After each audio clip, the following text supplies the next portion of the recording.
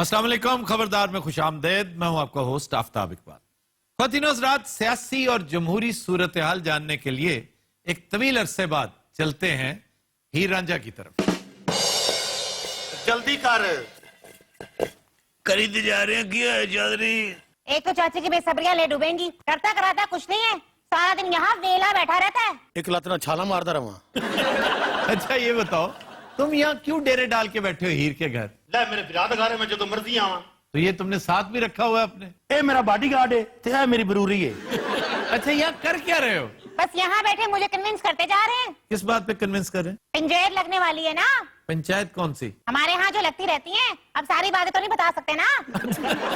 اینو اس واسطے سمجھاندے پے کہ جڑا کچھ اسی آکھیے نا اوتھے جا کے او آکھنا ہے، سانو تے ذلیل نہ کرا دے نا. کیوں جی، آپ وہی کچھ کہیں گی؟ اے لو، لو جی، آج دی پہلی ہے. لو میں تو وہی کہوں گی جو میرا دل کہے گا، دماغ کہے گا. ان کا کیا ہے نشیوں کا؟ واہ واہ واہ. سر یہ ہیر والا کریکٹر مجھے سمجھ نہیں آیا، سب لوگ اس کے پیچھے پڑے ہوئے ہیں. بٹ صاحب یہ سمبولک کیریکٹر ہے، غور کریں. ہیر ڈیموکریسی کو پرسونیفائی کر رہی ہے. آپ کے ملک میں جو ڈیموکریسی ہے وہ یہ نہیں ہے جو یہ بیٹھی ہے. یہ تو بڑی خوش شکل، پیاری، نفیس ڈیموکریسی ہے.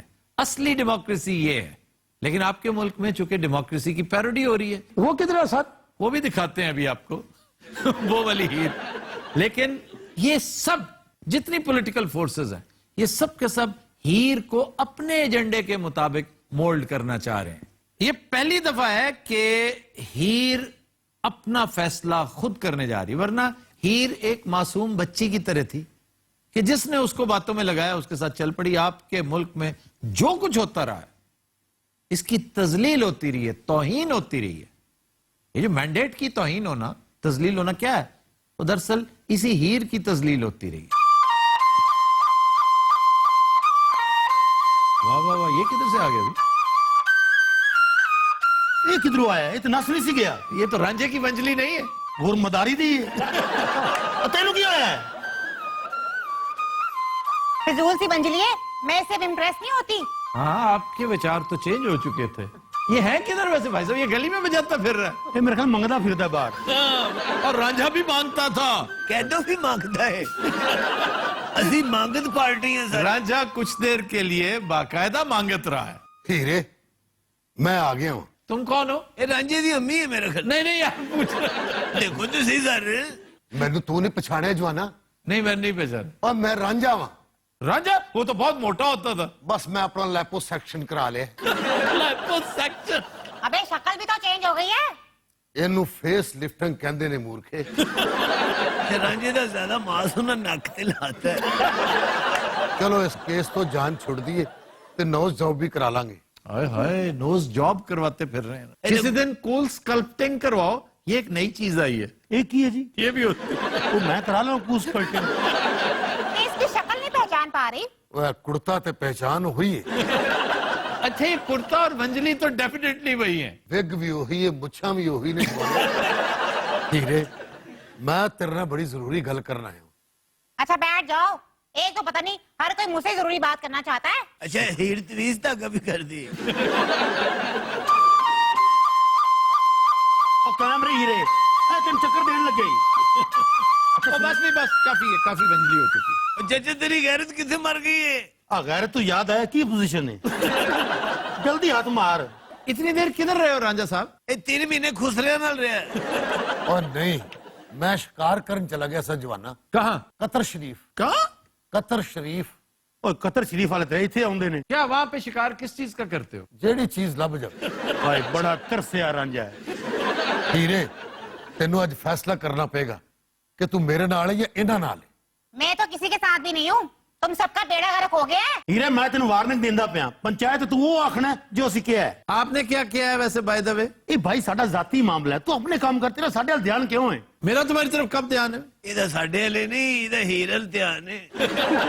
ہیر ڈیموکریسی ہے، ہیر ہمیں بہت عزیز ہے. لیکن انفارچونیٹلی ہمارے ہاں ہیر کے اوپر ہمیشہ گدوں کا سایہ رہا ہے. یہ گد تسی چاچے نو کہن رہے ہو؟ راجا گد تو ہوندا سی، لنگڑا گد پہلی بار سن رہے ہیں. لے پتر تیاری پھڑ، پنچایت دا ٹائم ہو گیا. اور کیڑی پنچایت چاچا کہہ دو، میرا کام ہمیشہ تو ہی خراب کیتا ہے. پتر تیرا کام میں نہیں خراب کیتا. ਤੇਰਾ ਕੰਮ ਉਹਨੇ ਖਰਾਬ ਕੀਤਾ ਹੈ। ਓ ਰਾਂਝਾ ਮੈਂ ਤੁਹਾਨੂੰ ਦੇਖ ਲੂੰਗਾ ਔਕਾਤ ਮੈਂ। ਚਾਚਾ ਕਹਿ ਦੋ ਉਹ ਵੀ ਤੇਰਾ ਹੀ ਗੁਮਾਸ਼ਤਾ ਹੈ, तेरे बगैर वो टगे दा नहीं। उसकी बातों में बड़ी सच्चाई है। क्या हुआ जो शक्ल से अहमक और बेवकूफ लगता है? अच्छा कल्ला तू अहमक कह लेंदी, बेवकूफ जरूर कहना सी। अच्छा जेडी पंचायत हुण लगन लगी ना, मेरे हिसाब नाल ये आखिरी पंचायत है। मेरे पास टाइम नहीं है तुम्हारी पंचायत का, मैंने ब्रेक लेनी है, जल्दी से यही कर लो जो करना है। अच्छा मैं समझा कहते मेरे पास टाइम नहीं है, मैंने साइकिल किराए पे लिया हुआ है। इतने दिन हो गए तुम्हारा ये इश्यू रिजॉल्व ही नहीं हो रहा। मैं तो खुद बड़ी हैरान हूँ, पूरी दुनिया में इस तरह के मसले 2 मिनट में हल हो जाते हैं और इस मसले को तो पूरे 9 महीने हो गए। ओ रांझे, ओ मैं तुझे नहीं छोड़ूंगा। ओ इधर आ पुत्र, ए इथे आ जा इथे। अच्छा जिड्डी तेरी उम्र है ना, एडी स्पीड ना दौड़े। और मुझे यहाँ से करप्शन की बो आ रही है। कसमे अल्लाह दी कुड़ते झोनी मैं ते नहा के आया जी। पुत्र गुस्से च नहीं जाना, आपां सारे पंचायत चलने ठंडे दिमाग नाल। तेरे मुंह च गल निकल जांदी, बाद तू माफी मंगन लग पैंदा। पहले तो लस्सी पिएगा या दूध? हीरे मैंने कुछ नहीं पीना, मैं उस दिन खाऊं पीऊंगा जिस दिन करप्शन कैमरे किरदार तक पहुंचेगी। और रांझे और मैंने तुझे नहीं छोड़ना, मैं तुम्हें बता रहा हूं, कुछ भी होगा मैंने नहीं हटना। ए लेला बने है। ओ यार ये है रांझा। और ये रांझा नहीं, ये तो कोई बहरूपिया है। और मम्मा ये हीर की है, रांझा वो डरिया बैठा है। भाई मुझे तो खुद यकीन नहीं आ रहा कि ये असली है। हीरे जे तेनू यकीन नहीं आ रहा तो गुजरे दिनों का कोई सवाल मेरे को पूछ ले। पुछ दे कोई खास गल। देखो भी रांझे या जो भी हो तुम, मैं तुमसे 5 सवाल पूछूंगी, सबके नंबर मसावी हैं। मेरा पहला सवाल है, जब हम पहली बार मिले थे तो सबसे अहम बात क्या हुई थी? हीरे तू मेरी छतरौल की थी। क्यों भी ठीक है ये? बात तो ठीक है। चले एक जवाब तो उसका ठीक हुआ। ए 50 सवाल है, इसने छितर ही पैना। अच्छा जी इसके अलावा हमारे रोमांस का पहला गाना कौन सा था? छम छम नचा। ओहो वाह वाह, आज तो नजीर अली दा बेटा ही लगा है। ये ख्वाजा खुर्शीद अनवर की कंपोजिशन है। और सवाल ये, उसने कहा हमारे रोमांस का, तुम तो उस वक्त सोए हुए थे, ये तो ट्रांस का गाना है। बहुत अच्छे। अब पीछे उन कितने सवाल रहे ने। भाई ये दूसरा जवाब मशकूक हो गया। तेरे नंबर कट गया नहीं रांझिया। ना इंसाफी ना कर कह दो। उन्हें पूछे सी पहला गाना, वो उसने मैं अपने रोमांस का पहला गाना पूछा था, वो केड़ा सी? सुन मंजली दी बिछड़ी तान में। है ना जिन्हें म्यूजिक बनाया उसका। ख्वाजा आफ्ताब अनवर। चलो इसके आधे नंबर हुए इसके। अच्छा मेरा तीसरा सवाल है, तुम्हारा मेरे साथ पहला ड्यूट कौन सा था? ना बालड़िए, ये तेरा मेरा पहला ड्यूट सी हीरे। अच्छा मैं तब मानूंगी जब दूसरा ड्यूट बताओगे। दूसरा ड्यूट मैनू छितर मार मैनू होश आवे। ये गाना सी या पैगाम है?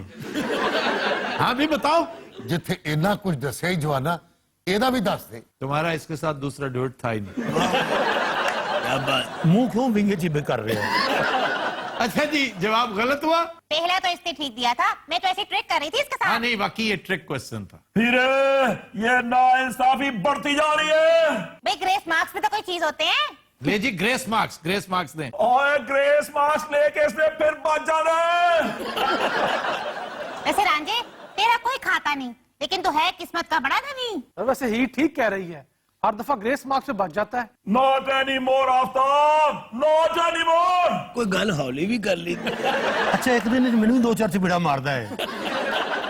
गल सुनो जी तुसी जरा ब्रेक लो, ऐसी पंचायत ते भुगता लिए। पंचायत में क्या करोगे, तुम्हारे पल्ले ही कुछ नहीं। एवं साडे पल्ले कुछ नहीं। पंचायत भी साडे लोग तगड़े ने, एदी की औकात है? और तेरी ये मजाल, तू मुझे औकात दिखाएगा तो मैं तुझे माफ नहीं करूंगा। राजा मेरा छोड़ना दिया तुझे, और मुझे छोड़ दे कह दो, मैंने इसे पकड़ना है, मैं इसे पकड़ूंगा, छोड़ दे कह दो मुझे। ए राजे नू नहीं, हीर नू पकड़ना जा रहे लेकिन हजरात हम लेते हैं एक ब्रेक, हमारे साथ रहिए। जबान नु लगाम दा कह दो है ना, मैं दूजी लत्ता भी जाए। कौन तोड़ेगा? मैं तोड़ा। कौन? किस तरह?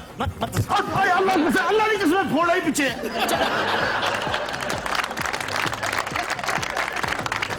आफ्ताब, जिस तरह के ये लोग हैं, इन्हें यही हीर मुबारक हो।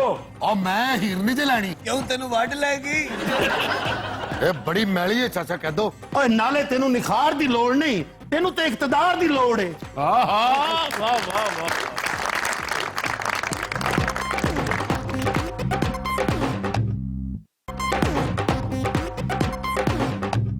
Welcome back.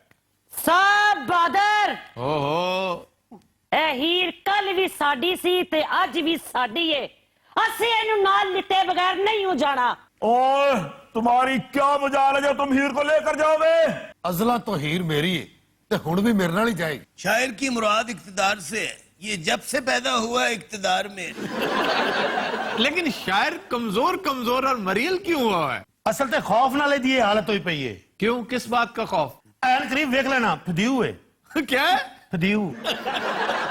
ਸਾਬ ਬਾਦਰ ਸਾਨੂੰ ਪਹਿਲਾਂ ਦੱਸਿਆ ਜਾਏ ਤੇ ਇਹਦਾ ਕੀ ਮਤਲਬ ਏ फदना नहीं होता किस चीज का, फद जाना।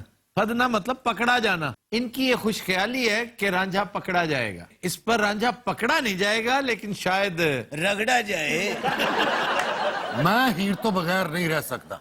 लाला हीर तेरी है ते तेरे को ही रहेगी। ਕੌਣ ਆਂਦਾ ਹੈ ਤੇ ਦੀ ਹੈ ਕੌਣ ਆਂਦਾ ਹੈ ਕੀ ਮਸਲਾ ਹੈ ਕੀ ਮਸਲਾ ਤੇਰਾ ਇਹ ਲੰਮੇ ਜਾਨੂੰ ਕਿਉਂ ਲੈ ਕੇ ਆਉਂਦੇ ਹੋ ਤੁਸੀਂ ਇਹ ਤੇ ਘਰੋਂ ਹੀ ਲੜਨ ਆਉਂਦਾ ਹੈ ਧਰ ਲੋ ਲੰਗੜਾ ਹੱਥ ਰੱਖਿਆ ਕਰ राय साहब को हूं हाँ करो, तुझे सिर्फ कुटाना है। ਸਾਬ ਬਾਦਰ ਅਸੀਂ ਹੀਰ ਲੈ ਕੇ ਜਾਣੀ ਏ ये चिट्ठी जज्बाती है ना, साहब बादल भी ले जाने। पहली बात तो ये है कि मैं 20 मरतबा बता चुका हूं मुझे साहब बहादुर ना कहे। आफ्ताब मेरा नाम है। और दूसरी बात ये कि हीर से क्यों नहीं पूछ रहे हो? राजा साहब इस हीर पर हमारा हक है, क्योंकि इस करप्शन और नाइंसाफी के साथ ये हीर नहीं चल सकती। और राजे ਇੱਕ ਮਿੰਟ ਇਹ ਪੰਚਾਇਤ ਇਹ ਕੋਈ ਤੇਰਾ ਜਲਸਾ ਨਹੀਂ ਹੈ ਤੂੰ ਤਾਂ ਇਹ ਕਰਕੇ ਬਹਿ ਜਾਂਦਾ ਉਹ ਉੱਠ ਕੇ ਮੈਨੂੰ ਲਿਮਦਾ ਹੈ जल्दी फैसला कर दो, और रांझे का नक सोच रहे हैं। पर वैसे अगर हीर डेमोक्रेसी है तो इस पे हक तो मेजोरिटी वाले का हुआ। हाँ खुश कीता ही। लो जी हुण तक तो मेजोरिटी साडे कोल है ना। 2018 तो बाद जिहदे कोल मेजोरिटी होई ओदे कोल चली जाएगी। क्यों सदे, बात तो ठीक है। आफ्ताब बात मेजोरिटी की नहीं है, करप्शन और नाइंसाफी की है। सदा साहब, करप्शन वो है जो साबित की जाए। ये बहुत बड़ी ट्रेजेडी है। ਉਹ ਕਿਉਂ ਹੈ ਸਾਬਤ ਕਿਉਂ ਨਹੀਂ ਕਰਦੇ ਪਏ और मुझे तो सिर्फ रोका गया कि तुम तेल देखो और तेल की दौड़ देखो। अगर इसके बाद भी साबित नहीं हुआ ना तो हम फिर सड़कों पर निकलेंगे। ਹੁਣ ਬੋਲਦਾ ਨਹੀਂ ਲਮਛੜਾ ਤੇਰੇ ਨਾਲ ਆ ਪੱਗ ਤੇ ਹੀ ਲੈ ਜੇ ਪਿਓ ਡਾਕਿਆ ਹੀ जबान नु लगाम दा कह दो ऐ ना मैं दूजी लत्तों भी जाए। ਕੌਣ ਤੋੜੇਗਾ ਇਹ? मैं तोड़ा। ਕੌਣ मत- ਕਿਸ ਤਰ੍ਹਾਂ मत मत ਓਏ ਅੱਲਾ ਨਹੀਂ ਜਿਸਨੇ ਫੋੜਾ ਹੀ ਪਿੱਛੇ ਉਹ ਤੂੰ ਇਹ ਸਿਰਫ ਕਚੀਚੀਆਂ ਲੈਣਾ ਹੈ ਆ ਵੇਖੋ ਜੀ ਕਿਹੜੀ ਨਾ ਇਨਸਾਫੀ ਹੈ तुम शुक्र करो तुम्हारा फोड़ा बचा गया तुम्हें। हाँ तो तुम क्या कहती हो हीरे? मैंने क्या कहना है, मैं तो इनमें से किसी के साथ भी नहीं जाना चाहती। बहुत ही फिजूल लोग हैं ये। हीरे मेरे नाल कीते सारे वादे भुल गई। हाँ भूल गई हूँ, तुम्हारी करप्शन की वजह से। और रांझिया काश तेरी करप्शन दा रौला ना पिया हुंदा। ए साडी पग तू लवाई है। ਹੀਰ ਸਾਡੀ ਏ ਤੇ ਸਾਡੇ ਨਾਲ ਹੀ ਜਾਏਗੀ तुमने अपनी शक्ल देखी है क्या? साढ़े नाल जाएगी, मुझसे पूछा है क्या?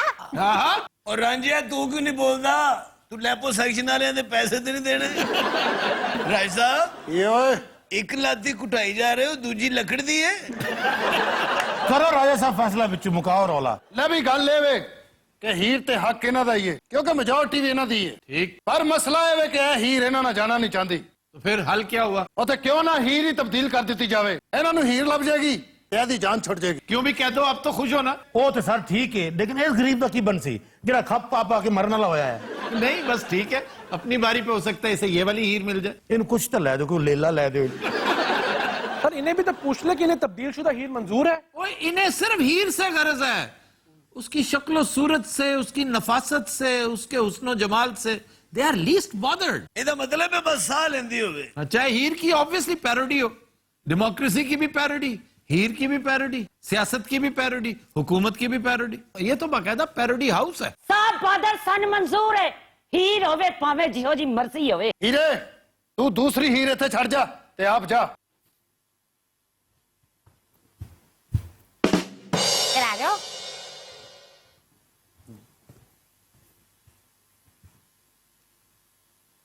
वाह जी वाह। ਅੱਲਾ ਖੈਰ ਵੇ ਸਾਨੂੰ ਸਾਡੀ ਹੀਰ ਵਿਖਾਵੇ ਨਹੀਂ ਗੁੰਡ ਕਿਉਂ ਨਹੀਂ ਲਾਉਂਦੀ ਸੁੱਤੀ ਤਾਂ ਨਹੀਂ ਪਈ ਇੱਧਰ ਚਲੀਏ ਸੀ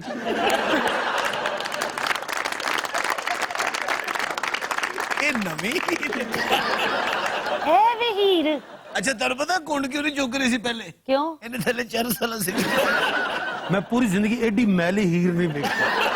अच्छा सैदे से पूछते हैं क्या कहता है। आफ्ताब, जिस तरह के ये लोग हैं इन्हें यही हीर मुबारक हो। और मैं हीर नहीं जे लैनी। क्यों तेनू वड लेगी? ये तेनू लैनी पैनी नहीं तो ये सानू वट लेगी। हीरे शकरकंदी खानी और मैं हीर नहीं लैनी है, नहीं लैनी हीर। पुत्रे बड़ी चंगी हीर है, इतना भाਵੇਂ मंग पता खेल लवी।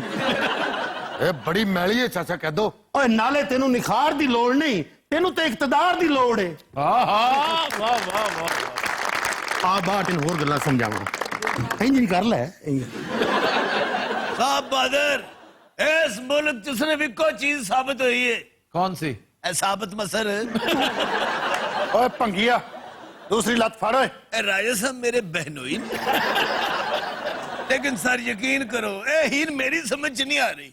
ये किवें मान गए? बहुत ही थोड़े लोग ने। और कैदो ने कितनी शानदार बात की, उसने कहा तुम्हें निखार से नहीं, तुम्हें तो इक्तदार से गरज है। छोड़ो ना, हीर जैसी भी है, हीर तो है ना। सर इसी पे एक नई तहकीक सामने आई है जो ना सिर्फ परेशान कुन बल्कि खौफनाक भी है कि मुल्क की इक्तदार के ऊपर सिर्फ 2000 खानदान काबिज हैं जी। और ये गुज़िश्ता 70 साल की तारीख है। हाँ। वही लोग MPs हैं, MNAs हैं, सेनेटर्स हैं और उन्हीं के बच्चे हर जगह मौजूद हैं। बाकी 4 करोड़ खानदान भेड़ बकरियों से ज्यादा नहीं है। तो ये कसूर किसका? उन 2000 लोगों का है या इन 4 करोड़ खानदानों का? ये उनका कसूर है जो जुल्म सहकर भी चुप हैं, कुड़ते रहते हैं। और यही होगा, मैं हमेशा कहता हूं इनके साथ यही होगा, ये लामुतना ही है। अब आप तसव्वुर कीजिए, हम जैसे जो क्रिटिक्स हैं, जो तनकीद करते हैं, क्या वो इस मुल्क में अनईजी है? हम तो इंतहाई ईजी, इंतहाई आराम और ऐशो इशरत की जिंदगी है हमारी। लेकिन इसके बावजूद अगर हम रोते हैं, कुड़ते हैं, तो इसका मतलब है इसका दर्द हमें है। लेकिन हमारे रोने कुड़ने से कोई फर्क नहीं पड़ेगा जब तक आप अपने हुकूक के लिए खड़े नहीं होंगे। कोई फर्क नहीं पड़ेगा, क्योंकि इन्हें तो हीर चाहिए। यानी इस दौर में इक्तदार वो मांगता है जो वाकई या पागल है या चोर है। ये पागल भी हैं और चोर भी। सर हीर बोलती क्यों नहीं? गूंगी है? ये गूंगी भी है, बहरी भी है, अंधी भी है, मैली भी है। ये जैसी भी है, इनके लिए काबिल कबूल। सानू ते हीर प्यारी लगी है। क्यों नहीं हीरे? तेनू साडा रांझा कबूल है ना? भाभी पता नहीं अन्नी हो गई। अंधी नहीं हो गई, बड़ी सियानी है ये। हीर दा मुखड़ा ते देखो चन्न गए। अमानत चैनल सदा खेड़ा बड़ा परेशान होया ਜਦੋਂ ਦੀ ਇਹ ਹੀਰ ਵੇਖੀ। ਉਹ ਸੋਚ ਰਿਹਾ ਇਹਦੇ ਨਾਲੋਂ ਚੰਗਾ ਮੈਂ ਅੱਧਾ ਕਿਲੋ ਅਮਰੂਦ ਹੀ ਲੈ ਲੈਂਦਾ। ਇਹ ਖੇੜਾ ਪ੍ਰੋਗਰਾਮ ਦੀ ਵਜ੍ਹਾ ਤੋਂ ਨਹੀਂ ਬੈਠਾ, अच्छा। ਕਿਰਾਏ ਇੱਥੋਂ ਬੈਠਾ ਹੈ। ਉਹ ਹੀਰ ਨੂੰ ਵੇਖ ਕੇ ਕੁਝ ਪੜ ਰਿਹਾ। ਹੀਰ ਬਹੁਤ ਕੰਮ ਕਰ ਲੈਂਦੀ ਹੈ ਸਰ। मसलन ਮੱਝਾਂ ਚੋ ਲੈਂਦੀ ਹੈ ਡਰਾ ਕੇ। ਇਹਨੂੰ ਵੇਖ ਕੇ ਮੱਝ ਦੁੱਧ ਵੀ ਦਿੰਦੀ ਹੈ ਤੇ ਹੈਂਡਸਮ ਵੀ ਹੋ ਜਾਂਦੀ ਹੈ। ਜੋ ਕੁਝ ਵਿਚਾਰੀ ਦੇ ਕੋਲ ਹੁੰਦਾ ਫੜਾ ਦਿੰਦੀ ਹੈ। तेन मुंह विखाई च की चाहिदा हीरे? ਇਹਨੂੰ ਵੀ ਕੋਈ ਫਲੈਟ ਲੈ ਦਿਓ ਲੰਡਨ 'ਚ। ਇਹਨੇ ਰੰਗ ਕਰਨਾ। ਔਰ ਇਹ ਪੇਂਟ ਬੁਰਸ਼ ਨਾਲ ਨਹੀਂ ਕਰਦੀ, ਪੂਛਲ ਨਾਲ ਕਰਦੀ। ओए की बकवास करी जा रहा मूर्खा। और हीरे के घोड़ी है। देखो साहब बहादुर, ए साडी हीर दी शान च गुस्ताखी कर रहा है। जिस तरह की ये हीर है ना, इसकी शान में सब गुस्ताखियां करेंगे। या फिर मैं तेरा की बिगाड़िया भी उदों दा मेरे खिलाफ ही बोली जा रहे हैं। ਇਹ ਗਲਤੀ ਨਾਲ ਹੀਰ ਦੀ ਨਾਨੀ ਨੂੰ ਲੈ ਆਏ ਨੇ। ਇਹ ਹੀਰ ਮੱਝਾਂ ਚਰਾਂਦੀ ਨਹੀਂ, ਮੱਝਾਂ ਚੁਰਾਂਦੀ ਹੈ। नी हीरे तेन रांझे ते सादे खेड़े चो केड़ा पसंद है? मैं नहीं जाना खेड़ियां दे नाल। ਇਹ ਹੀਰ 2 ਸਾਲ ਵਰਕਸ਼ਾਪ 'ਚ ਵੀ ਕੰਮ ਕਰਦਾ ਰਿਹਾ। करना रहा क्या मतलब? ਹੀਰ ਨੂੰ ਬਹੁਤ ਗੁੱਸਾ ਆਉਂਦਾ। ਉਸੇ 'ਚ ਹੀਰ ਇਹੋ ਜੀ ਦੁਲੱਤੀ ਮਾਰਦਾ ਹੈ ਨਾ। मारता है यार, उसके जेंडर का तो ख्याल रखो ना, डेमोक्रेसी है वो। ਸਰ ਜੇ ਇਹ ਡੈਮੋਕ੍ਰੇਸੀ ਹੈ ਨਾ, ਤੇ ਬਸ ਸੂਰਤੀ ਦੀ ਉਹ ਸਟੇਜ ਤੱਕ ਪਹੁੰਚ ਗਈ ਜਿੱਥੇ ਆ ਕੇ ਬੰਦਾ ਜੈਂਡਰਲੈਸ ਹੋ ਜਾਂਦਾ। ਯਕੀਨ ਕਰੋ ਸਾਡੇ ਹੀਰ ਕੋਲੋਂ ਖੁਸਰੇ ਵੀ ਡਰਦੇ ਨੇ। यार साड़ी तो कह दो। ਨਹੀਂ ਸਰ ਮੈਂ ਪਾਗਲ ਹਾਂ। ਸਰ ਇਹ ਹੀਰ ਨਹੀਂ, ਇਹ ਹੀਰਾ ਹੈ, ਹੀਰਾ ਬਰਫ ਵਾਲਾ। ਰਾਏ ਸਾਹਿਬ ये ओए ਤੁਸੀਂ ਵੀ ਕੁਝ ਬੋਲੋ ਕਿ ਮੰਜੀ ਨੀਵੀਂ ਕਰਨ ਆਏ ਹੋ। अरे चुप करा भाई। वैसे लगता है बाकी आप मंजी टीवी करने आए। ਰਾਏ ਸਾਹਿਬ ये ओए ਇੰਨਾ ਕੁਟਵਾਉਂਦਾ ਹੈ, ਉਹ ਹੋਣ ਦੇ ਕੇ ਆਏ ਹੋ। Nothing else, Raat, we'll take a break. Stay with us.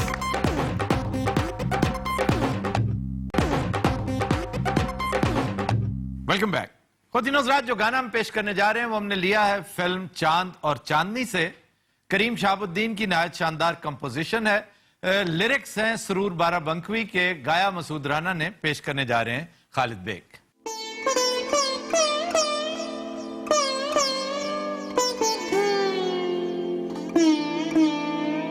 تیری یاد آ گئی,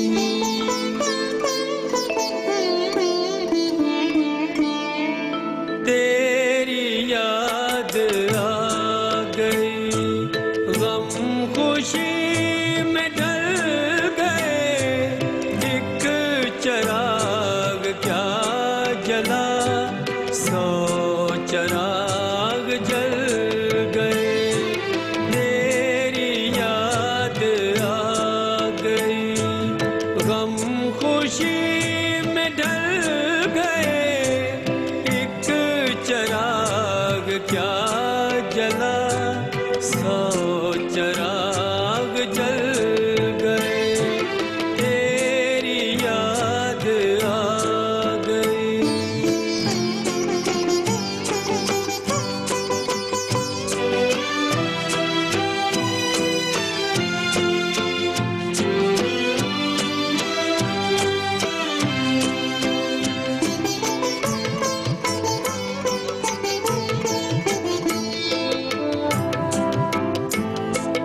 آج بھی نگاہ میں پھر رہا ہے وہ سما,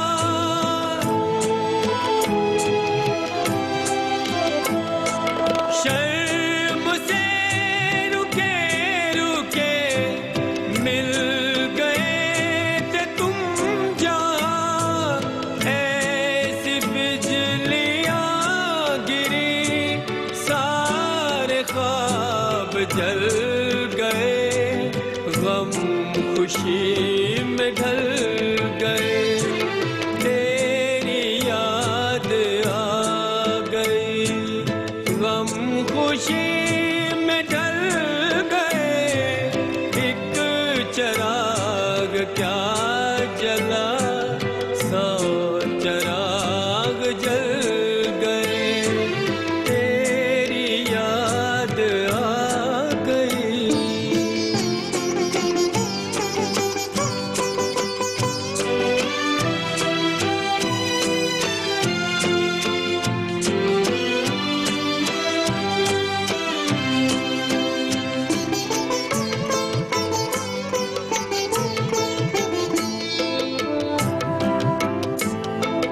رے گزر میں پیار کی تم تھے میرے ہم قدم,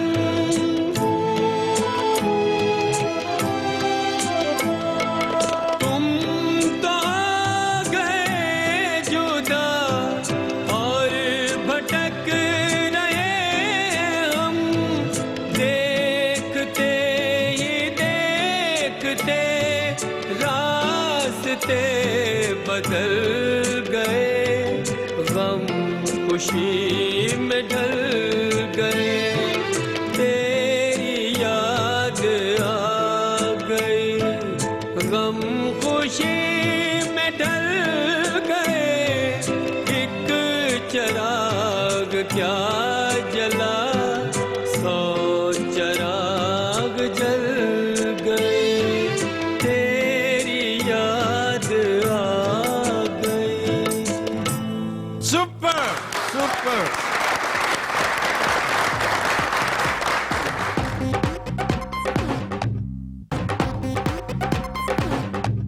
ویلکم بیک.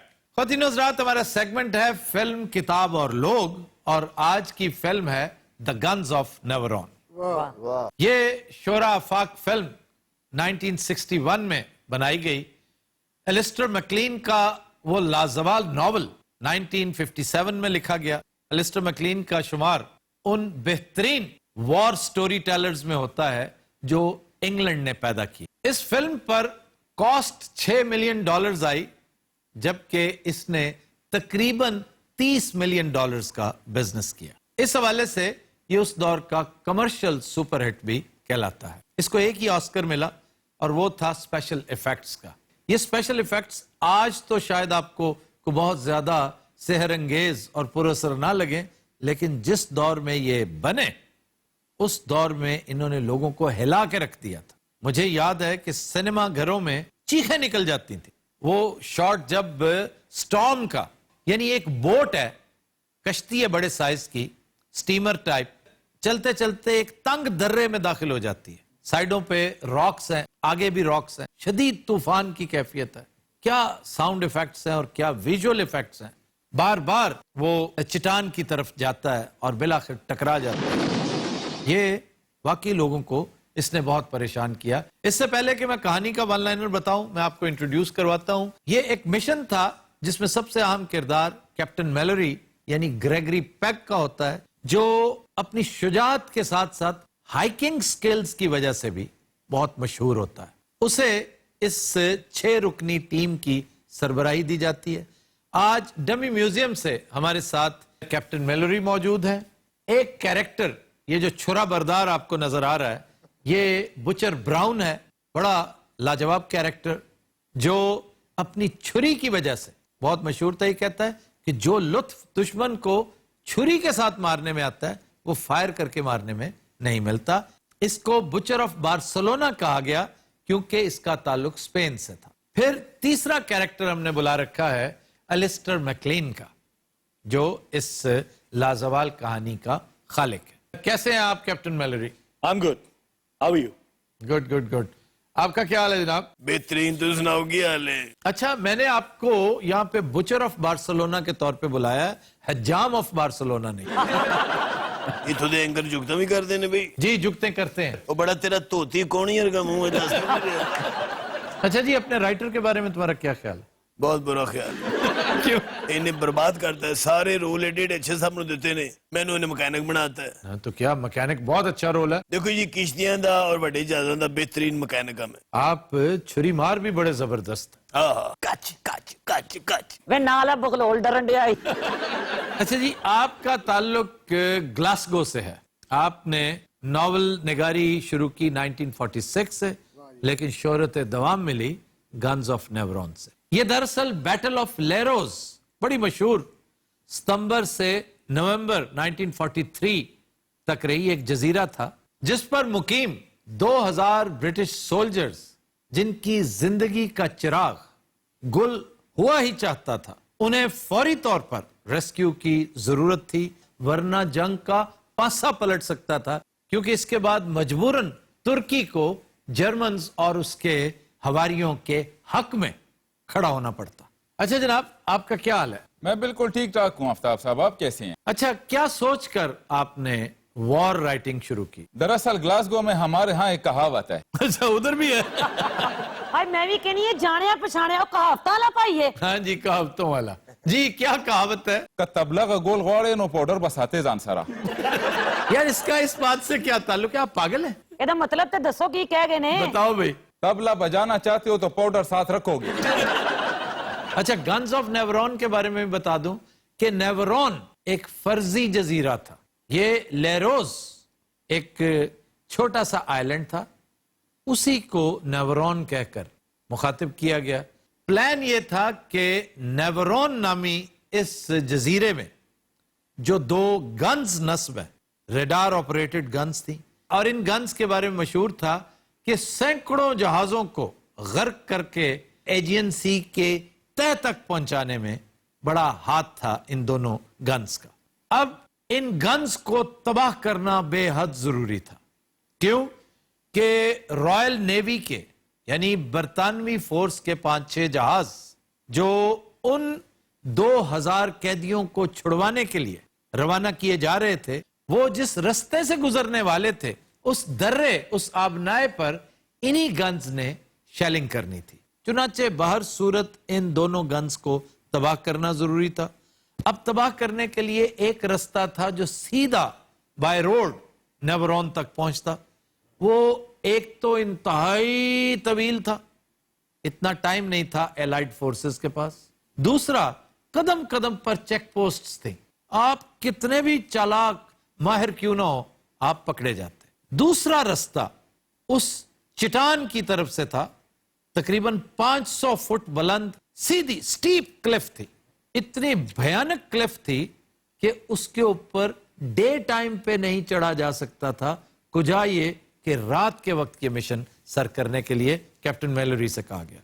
इसने देखते ही इनकार कर दिया और माजरत की कि मैं ये वाकई दिन के टाइम भी नहीं कर सकता, और इस उम्र में मैं तो छोड़ चुका हूं। हाइकिंग एक ऐसी चीज है जो आप रेगुलरली करें तो करें, तो मैं तो आउट ऑफ प्रैक्टिस। उनका जी पूरी दुनिया में इस वक्त आपके लेवल का बंदा कोई नहीं है, वरना हम आपको जहमत ना देते। उन्होंने बेहद इसरार किया, ये मुल्क व कौम का सवाल है, तो वो हामी भर लेता है। मिशन शुरू होता है, वो शिप रस्ते में रैक होती है, ये फिर चल फिर के बड़ी मुश्किल के साथ उस क्लिफ तक पहुंचते हैं। शदीद तूफानी कैफियत में उसके ऊपर चढ़ते हैं। इसका एक साथी जो सीनियर होता है इनका मेजर, वो जख्मी भी हो जाता है, उसकी टांग तकरीबन काटने वाली हो जाती है, उस बेचारे जख्मी को भी साथ लिए फिरते हैं। ये बड़ी मेहनत के साथ क्लिफ पे चढ़ते हैं, और इसमें एक कर्नल होता है जिसका रोल बहुत शानदार, अगर वो ना होता तो शायद ये मिशन कामयाब ही ना होता। वो 2 मकामात पर इस मिशन को तकवीयत देता है, बल्कि इसमें जान डालता है। एक वो जगह जहां कैप्टन मैलोरी गिरने लगता है, क्लिफ हैंगिंग, क्योंकि असल काम कैप्टन मैलोरी ने करना होता है। ऊपर चढ़ के एक दफा उसने कील ठोंक के रस्सी लगा देता है, बाकी फिर पूरी दुनिया चढ़ती रहे। तो वो एक मकाम पर क्लिफ से झूल जाता है, उसका वो कील उखड़ जाता है और वो गिरने लगता है, लेकिन उसको ये कर्नल बचाता है, और वो है एंटनी क्विन। खैर ये मिशन आगे चलता है, ये किसी न किसी तरह से उन गन्स तक पहुंच जाते हैं। जिस तरह पहुंचते हैं ये सफर वाकई देखने के काबिल है। अच्छा जी, मेरे को करैक्टर ते रोशनी पाओ, मैं हर फिल्म च मैकेनिक ही सा। तुम शुक्र करो कि डायरेक्टर ने तुम्हें कास्ट कर लिया इस रोल के लिए। अगर मैं डायरेक्टर होता तो इस रोल के लिए मैं तुम्हें कभी कास्ट ना करता। ये बड़ा पावरफुल रोल था। जी जी, ही इज राइट। तुसी ग्लासगो देखिए है? ओए बहुत प्यारा शहर, रिवर क्लाइड और उसका किनारा। वैसे ज्यादातर दरियावां दे ਤੁਹਾਨੂੰ किनारे याद ने। हाँ जी, किनारे पे ही इंसान रहते हैं, कच्चू कुएं अंदर रहते हैं। अच्छा, अपने ने तुसी जुगत की थी। हाँ जी, बेशरम, तुम्हें कच्चू कुमा कह दिया, तुम्हें पता ही नहीं चला। सर इस जैसों के बारे में एक और कहावत। जी जी, अता कीजिए, अता कीजिए। मुझे बंदे जुगत करके रोन लग पे। कतंदा मातुल ख्वाड़े नो उबो बसके। आहा, इदा की मतलब है जी? मुझे नहीं पता।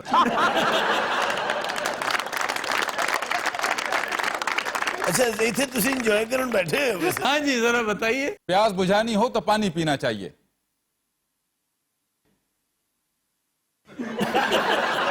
ਉਹ ਕਿਆ ਤੇਰਾ ਅੱਧੀ ਘੜੀ ਗੁੱਲੀ ਵਰਗਾ ਮੂੰਹ ਹੈ। ਇਹ ਗਲਾਸ ਕੋਚ ਖੁਸਰਿਆਂ ਨੂੰ ਪੀਟ ਹੀ ਸਿਖਾਉਂਦਾ ਹੈ। ਤੂੰ ਵਾਕਈ ਰਾਈਟਰ ਹੈ? और तुम्हारा वालिद हूं। ਤੂੰ ਭਾਈ ਮਸਾਲਾ ਹੀ ਦੇ।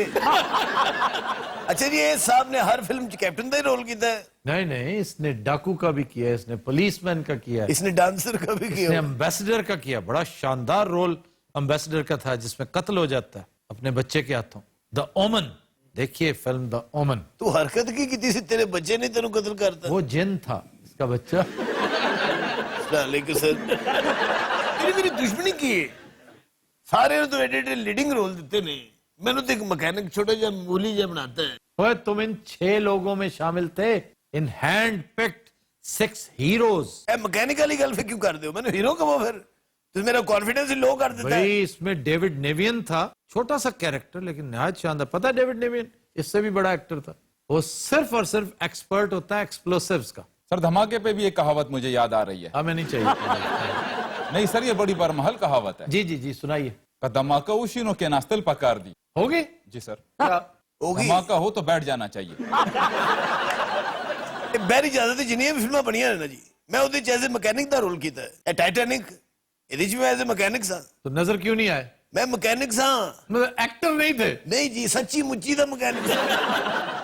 और टाइटैनिक तक मिसाल है, ए चिल्ली आप दोस्त। अच्छा तुम ये बताओ जी, जुए की लत में तुम क्यों मुब्तला थे? मेरे बारे को अच्छी खबर नहीं की तेरे कोल। जुए च मैं फड़िया गया सा, मैकेनिक मैं सा, ठीक है जी। मां प्यो मेरा गलत सी। तुम्हारा वालिद एक कान था, माइनर था, माइन में काम करता था। ਮਜ਼ਦੂਰ ਆਦਮੀ ਸੀ जी जी ਮੇਰੀ ਫੈਮਿਲੀ ਚ ਕੋ ਵੈਲ ਸੈਟਲਡ ਬੈਟਰ ਆਫ ਨਹੀਂ ਸੀ नहीं कोई तुम सबसे ज्यादा तुम थे ਬਹੁਤ ਅੱਛੀ ਅਸੀਂ ਮੰਗਣ ਵਾਲੇ ਲੋਕ ਆ और ये कहता है कि मैं जुआ सिर्फ इसलिए खेलता था कि मेरे पास इतने पैसे नहीं होते थे कि फैमिली को अच्छे तरीके से रन कर सकूं ਉਹ ਸਰ ਬੜੀ ਸਟਰਗਲ ਹੁੰਦੀ ਹੈ ਫੈਮਿਲੀ ਨੂੰ ਚਲਾਉਣਾ ਬੜੀ ਗੱਲ ਹੈ ਕਿਉਂ ਭਾਈ ਜੀ लेकिन जुआ खेलना बुरी चीज है। ਇਹ ਦੇਖਿਆ ਜੇ ਟਗੇ ਟਗੇ ਦੀਆਂ ਗੱਲਾਂ ਕਰ ਰਿਹਾ ਹੈ ਇਹਦਾ ਖਾਨਾ ਖਰਾਬ ਹੋਇਆ ਹੈ ਇਹ ਪੱਥਰ ਦੀ ਬਤਖ ਦਾ ਇਹ ਮਦਾਮ ਤੁਸੈਡ ਚ ਇਹੋ ਜਿਹੀਆਂ ਮੂਰਤੀਆਂ ਹੁੰਦੀਆਂ ਨੇ अच्छा ਕਪੜਾ ਮਾਰ ਲੋ ਕੋ ਟੁਰ ਪੈਂਦੀਆਂ ਨੇ ਯਾਰ ਤੂੰ ਐਡਾ ਮਾਸ਼ਾਅੱਲਾ ਖੂਬਸੂਰਤ ਹੈ ਤੂੰ ਫਿਲਮਾਂ 'ਚ ਕਿਉਂ ਨਹੀਂ ਟਰਾਈ ਕੀਤੀ इडियट, हम सब मर चुके हैं, हमें सिर्फ इस इंटरव्यू के लिए बुलाया गया। परेशान क्यों है परेशानी पे भी एक कहावत याद आ रही है, ਉਹ ਤੇਰਾ ਖਾਨਾ ਹੀ ਖਰਾਬ ਹੋ ਗਿਆ। ਚਲੋ ਜੀ ਦੱਸੋ ਜੀ बारान दौरियतों ने बगैर न कीगी, क्या है जी ये बारिश बादलों के बगैर नहीं होती। तो इसमें परेशानी किधर गई ਬਾਰਿਸ਼ ਨਾ ਹੋਵੇ ਤੇ ਪਰੇਸ਼ਾਨੀ ਤੇ ਹੁੰਦੀ ਹੈ ਨਾ ਸਰ, ਕੀ ਪੇ ਕਰਦੇ ਹੋ? ਉਹ ਕਹਿੰਦਾ ਇਹ ਬਾਦਲਾਂ ਤੋਂ ਬਗੈਰ ਨਹੀਂ ਹੁੰਦੀ। ਇਹ ਤਾਂ ਸਾਨੂੰ ਵੀ ਪਤਾ ਕਿਸੇ ਸਾਇੰਸਦਾਨ ਦੇ ਆ ਬੱਚੇ ਆ।